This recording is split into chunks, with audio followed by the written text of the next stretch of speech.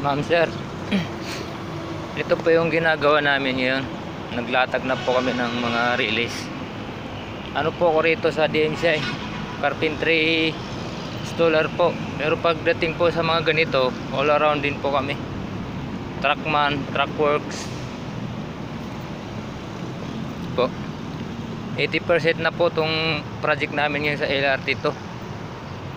Balance na lang 20%. Mga sunod na taon pwede na siguro tong takbuhan ng train na LRT to. Extension po to.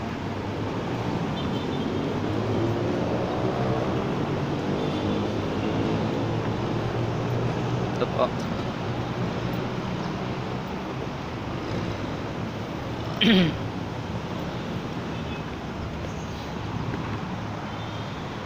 Yan po. Papunta po to ng ng SM Masinag.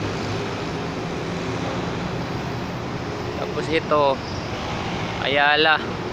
Papunta ng Santolan naman sa SM Marikina naman.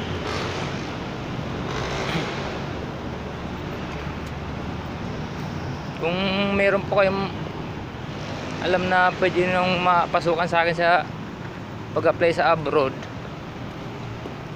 ay maraming salamat po. Kumpleto naman po ako, may mga passport na po ako.